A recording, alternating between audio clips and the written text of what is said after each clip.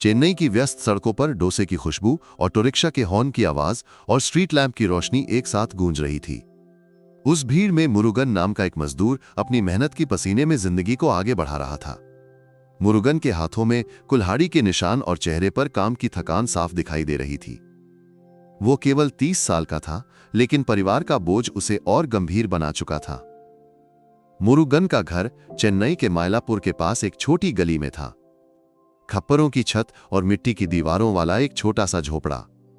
वहां उसकी मां लक्ष्मी और 5 साल की बेटी काव्या रहती थी। मुरुगन की पत्नी मीना 3 साल पहले एक बीमारी के कारण मर चुकी थी। उसके बाद मुरुगन ही लक्ष्मी और काव्या की देखभाल करता था। उसकी कमाई काव्या की किताबों और लक्ष्मी की दवाओं में खर्च हो जाती थी। फिर भी मुरुगन के चेहरे पर हमेशा एक मुस्कान रहती थी। जब तक मेरे हाथ रुकते नहीं, मेरे परिवार को कोई कमी नहीं होगी, वो कहता था। जून के महीने में एक तपती दोपहर थी।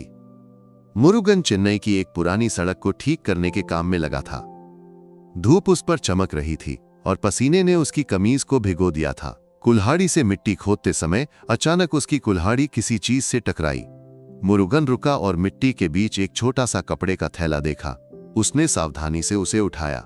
थैला पुराना था, लेकिन उसमें वजन था। उसने चारों ओर देखा। बाकी मजदूर पेड़ की छांव में पानी पी रहे थे। मुरुगन ने धीरे से थैला खोला। अंदर एक सोने की चेन थी। उसके बीच में एक बड़ा नीला पत्थर चमक रहा था, जैसे सूरज का एक टुकड़ा मिट्टी में गिर गया हो। मुरुगन की सांस रुक गई। उसने इतनी कीमती चीज कभी नहीं देखी थी। इस चेन को बेचकर वो काव्या को अच्छे स्कूल में भेज सकता था, मां के लिए एक अच्छा घर बना सकता था। जिंदगी की सारी मुश्किलें खत्म हो सकती थीं। लेकिन तभी उसकी नजर कुल्हाड़ी पर पड़ी। उसके हैंडल पर काव्या के छोटे हाथों से लिखा हुआ अप्पा शब्द। मुरुगन ने आंखें बंद की। मीना की आवाज उसके दिमाग में गूंजी। मुरुगा, ईमानदारी से बढ़कर कुछ नहीं। उसने थैला फिर से बांधा और अपनी कमीज की जेब में रख लिया। उसका फैसला पक्का था, यह चेन इसके मालिक को लौटानी होगी। शाम को काम खत्म करने के बाद मुरुगन पास के पुलिस स्टेशन गया। वहां उसने अधिकारी के सामने चेन रखी। सर, ये मुझे सड़क पर मिली। इसका मालिक इसे ढूंढ रहा होगा, उसने कहा। अधिकारी हैरानी से देखने लगा। तू एक मजदूर है ना, इसे बेचकर लाखों रुपए मिल सकते थे। फिर भी तू इसे लौटाने आया? मुरुगन ने सिर झुकाया। सर, ये मेरा नहीं है। मुझे अपनी बेटी को ईमानदारी सिखानी है, चोरी नहीं। अधिकारी ने चेन को एक लिफाफे में रखा और कहा, अपना नाम और पता लिख दे, हम इसके मालिक को ढूंढ लेंगे। मुरुगन ने जानकारी दी और घर लौट गया। घर पर उसने मां और काव्या को सब कुछ बताया। लक्ष्मी ने अपने बेटे के माथे पर हाथ फेरा। बेटा, ये नेकी आम लोग नहीं कर सकते। काव्या ने मासूमियत से पूछा, अप्पा, वो चेन चमकती थी ना, अगर उसे रख लेते तो मुझे नई किताबें मिलती, है ना? मुरुगन ने उसे गोद में बिठाया। बेटी, जो हमारा नहीं है उसे नहीं लेना चाहिए, लेकिन ईमानदारी का फल हमेशा मिलता है। रात को बिस्तर पर लेटे हुए मुरुगन का मन बेचैन था। क्या चेन का मालिक मिलेगा?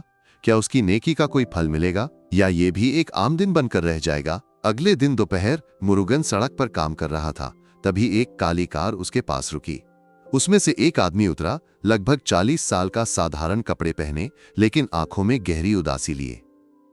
उसके साथ पुलिस अधिकारी भी था। तू मुरुगन है ना? उसने पूछा। हाँ सर, मुरुगन ने ध्यान से जवाब दिया। मैं रवि हूं, वो चेन मेरी थी। तूने इसे लौटाकर मुझ पर इतना बड़ा उपकार किया, मैं कितना भी धन्यवाद दूं, कम है, उसने कहा। मुरुगन ने सिर झुकाया। सर, मैंने सिर्फ अपना फर्ज निभाया, बस। रवि की आंखें भर आईं। यह चेन सिर्फ सोना नहीं है मुरुगा, ये मेरी जिंदगी का हिस्सा है। मैं एक फिल्म अभिनेता हूं। कई साल पहले मेरी पहली फिल्म हिट हुई थी, तब मेरी मां ने मुझे ये चेन गिफ्ट की थी। वे अब इस दुनिया में नहीं है। यह चेन मेरी मां की याद है, मेरे शुरुआती दिनों का प्रतीक है। कुछ दिन पहले मायलापुर में एक शूटिंग के दौरान मेरे बैग से ये खो गई थी। तेरी ईमानदारी की वजह से मैंने अपनी मां को फिर से पा लिया। मुरुगन चुपचाप खड़ा रहा। रवि की आंखों का दर्द उसे समझ में आया। पुलिस अधिकारी ने कहा। मुरुगन ने बिना लालच दिखाए यह चेन लौटाई। ऐसे लोग बहुत कम हैं। रवि ने मुरुगन को देखा। तेरे इस उपकार का मैं कैसे बदला चुकाऊं? मुरुगन ने सिर हिलाया। सर, मुझे कुछ नहीं चाहिए। आपकी चेन आपको मिल गई, मेरे लिए यही काफी है। रवि ने एक गहरी सांस ली। ठीक है, लेकिन मैं फिर से तुझसे मिलूंगा। वो कार में बैठकर चला गया। मुरुगन अपने काम में डूब गया, लेकिन रवि के शब्द उसके दिमाग में घूम रहे थे। उसकी आंखों में कुछ खास था। उस चेन की कहानी क्या होगी? अगले कुछ दिन मुरुगन की जिंदगी पहले की तरह चलती रही। सुबह से शाम तक काम, रात को काव्या की कहानियां सुनकर सोना। एक दिन सुबह जब वो काम पर जाने की तैयारी कर रहा था, एक आदमी उसके झोपड़े पर आया। मुरुगा, रवि सर तुझे अपने घर बुला रहे हैं। मुरुगन का दिल तेजी से धड़का। क्या होगा? क्या ये उसकी नेकी का फल है या कुछ और? उसने मां से कहा, अम्मा मैं जाकर देखता हूं। लक्ष्मी ने उसका हाथ पकड़ा। बेटा, तूने जो किया वो सही था। अब जो भी होगा अच्छा ही होगा। मुरुगन उस आदमी के साथ रवि के घर पहुंचा। ये चेन्नई में एक बड़ा बंगला था, जिसके बगीचे में गुलाब के फूल खिले थे। रवि ने उसे अंदर बुलाया। मुरुगा बैठ, मुझे तुझसे कुछ बातें करनी है। मुरुगन ध्यान से बैठा। रवि ने शुरू किया, वो चेन सिर्फ मेरी मां का तोहफा नहीं थी, वो मेरी जिंदगी की शुरुआत थी। मेरी मां एक मजदूर की बेटी थी। उन्होंने मेरे पिता से शादी की, लेकिन पिता ने हमें छोड़ दिया। मां ने मुझे अकेले पाला। वो चेन उनकी मेहनत और प्यार का प्रतीक है। तेरी ईमानदारी देखकर मुझे मेरी मां की याद आई। तूने मेरी मां की यादों को मुझे लौटा दिया। मुरुगन ने सिर झुकाया। सर मैंने वही किया जो मुझे सही लगा, बस। रवि मुस्कुराया। यही तेरी खासियत है। मैं तुझे कुछ लौटाना चाहता हूं। मेरा एक छोटा स्कूल है जहां गरीब बच्चे पढ़ते हैं। तेरी बेटी काव्या वहां पढ़े, सारा खर्च मैं उठाऊंगा। मुरुगन की आंखें फैल गईं। सर यह बहुत बड़ा उपकार है। रवि ने सिर हिलाया। यह उपकार नहीं, मेरा धन्यवाद है। एक बात और, मेरे घर के बगीचे और घर की देखभाल के लिए एक आदमी चाहिए। क्या तू वो काम करेगा? अच्छी तनख्वाह दूंगा। मुरुगन की आंखें भर आईं। सर इस उपकार को मैं कभी नहीं भूलूंगा, उसने हाथ जोड़कर कहा। उस दिन जब मुरुगन घर लौटा, उसकी आंखें नम थीं। उसने लक्ष्मी और काव्या को सब बताया। काव्या उछल पड़ी। अप्पा अब मैं स्कूल जाऊंगी ना? मुरुगन ने उसे उठाया। हाँ बेटी, हम एक अच्छा घर भी बनाएंगे। लक्ष्मी ने कहा, बेटा तेरी नेकी ने हमें यह दिन दिया।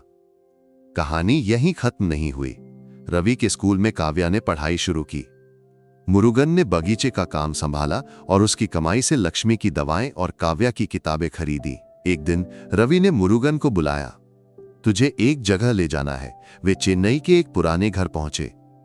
वहां एक बुजुर्ग महिला व्हीलचेयर पर बैठी थी। रवि ने कहा, ये मेरी मां पार्वती, वे तुझसे मिलना चाहती हैं। मुरुगन ने सिर झुकाया। पार्वती ने उसका हाथ पकड़ा। बेटा तूने मेरी यादों को लौटाया। मैं तुझे एक तोहफा देना चाहती हूं। मुरुगन हैरानी से देखने लगा। पार्वती ने कहा, मेरे पिता एक मजदूर थे। मैंने रवि के पिता से शादी की, लेकिन उन्होंने हमें छोड़ दिया। वो चेन मेरी मेहनत का प्रतीक है। तेरी ईमानदारी देखकर मुझे मेरे पिता की याद आई। मेरे पास एक छोटा सा प्लॉट है, मैं वो तुझे दे रही हूं। उसमें अपना घर बना। मुरुगन की सांस रुक गई। अम्मा ये मैं कैसे? रवि ने कहा, मुरुगा ये हमारा फैसला है। तूने हमें इतना बड़ा तोहफा दिया, अब हमारी बारी है। मुरुगन की आंखें नम हो गईं। उसने पार्वती के पैर छुए। अम्मा इस नेकी को मैं कभी नहीं भूलूंगा। पार्वती ने उसके माथे पर हाथ फेरा। बेटा ये उपकार नहीं, प्यार है। एक बात और, मेरे स्कूल में बच्चों को ईमानदारी की कहानियां सुनाने वाला चाहिए। तू अपनी कहानी सुनाएगा? मुरुगन ने सिर हिलाया। अम्मा मैं हर रविवार आऊंगा। उस दिन जब मुरुगन घर पहुंचा, झोपड़े में एक नई रोशनी थी। उसने लक्ष्मी और काव्या को सब बताया। लक्ष्मी ने आंसू पोंछे। बेटा तेरी नेकी आज फल लाई। काव्या ने पूछा, अप्पा अब हम बड़ा घर बनाएंगे ना? मुरुगन ने उसे गोद में बिठाया। हाँ बेटी, तू बड़ी होकर सही काम करना। अगले कुछ महीनों में मुरुगन ने पार्वती की जमीन पर एक छोटा घर बनाना शुरू किया। रवि ने मदद की, स्कूल के शिक्षकों ने भी हाथ बटाया। मुरुगन दिन में सड़क पर काम करता, शाम को रवि के बगीचे की देखभाल करता। हर रविवार वो स्कूल में बच्चों को अपनी कहानी सुनाता। एक मजदूर ने सोने की चेन लौटाकर एक परिवार की जिंदगी बदल दी। एक दिन जब मुरुगन स्कूल में कहानी सुना रहा था, एक बुजुर्ग आदमी वहां पहुंचा। उसने मुरुगन को गौर से देखा। तू मुरुगन है ना, जिसने वो चेन लौटाई? मुरुगन ने सिर हिलाया।